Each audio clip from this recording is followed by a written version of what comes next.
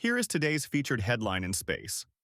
The nominee to lead space policy at the Pentagon said, closer coordination between the Space Force and National Reconnaissance Office should be considered.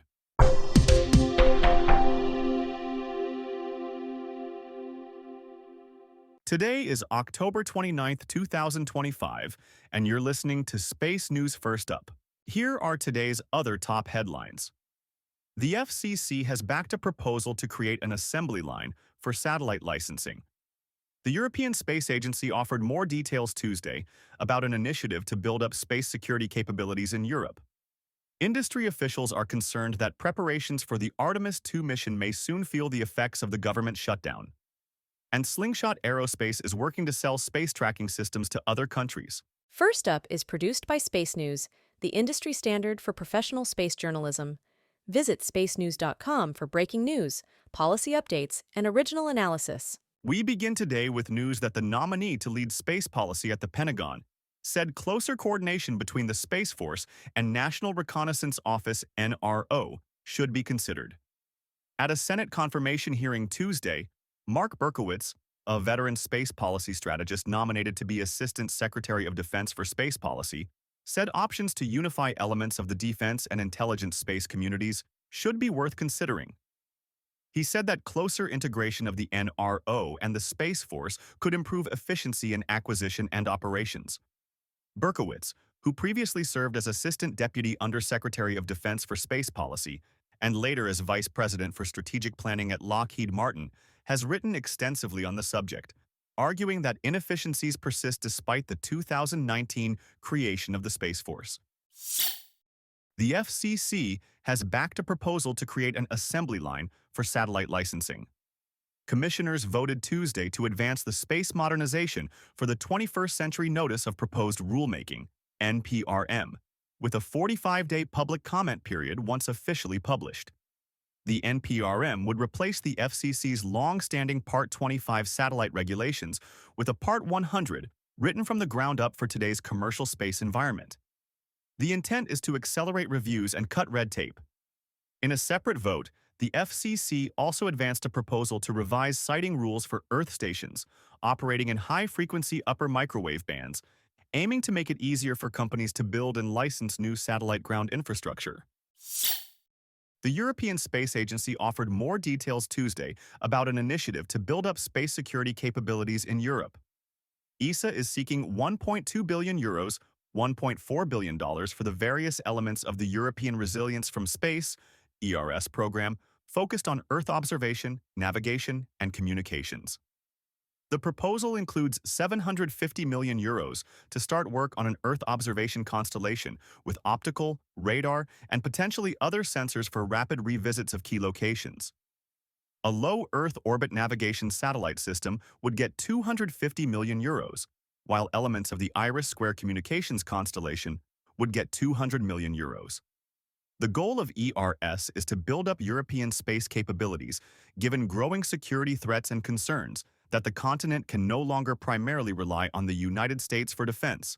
The funding sought at the ministerial is the first step of a long-term program that will involve the European Commission. Industry officials are concerned that preparations for the Artemis 2 mission may soon feel the effects of the government shutdown. NASA exempted work on the mission, scheduled for launch as soon as February, from the furloughs affecting most agency civil servants since the shutdown started nearly a month ago. At a conference Tuesday, though, Lockheed Martin's Orion program manager said work may soon slow down because of suppliers no longer able to work without being paid, as well as secondary effects, such as potential air traffic slowdowns. Slingshot Aerospace is working to sell space tracking systems to other countries. The company announced Tuesday a contract with the UK Space Agency covering the deployment of 13 sensors across 5 global sites, installed in partnership with German astronomical equipment specialist Bader Planetarium.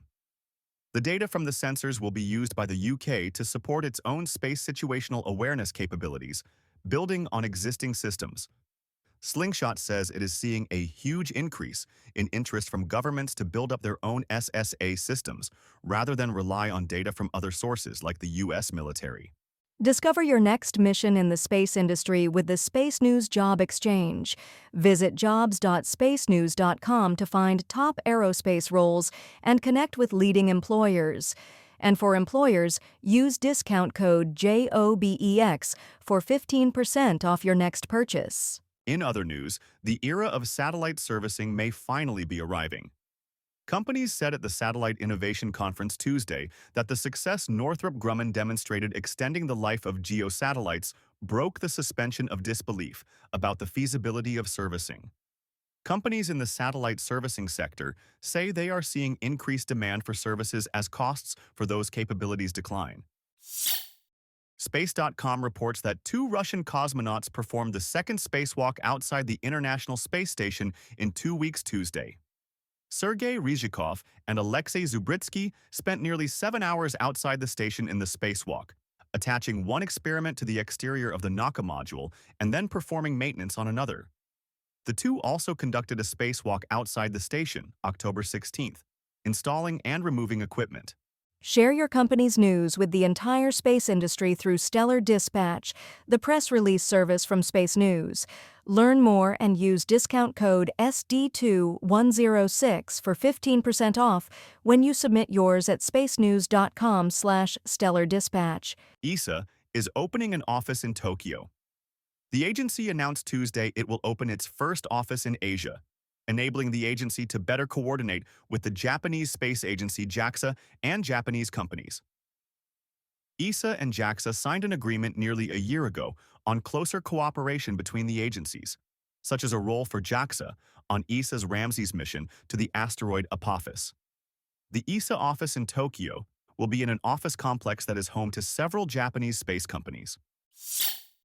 Yonhap reports that the United States and South Korea signed an agreement to cooperate on space, among other technology topics. The Technology Prosperity Deal signed Wednesday on the sidelines of the Asia-Pacific Economic Cooperation meeting covers cooperation between the countries in topics from space to artificial intelligence and quantum computing.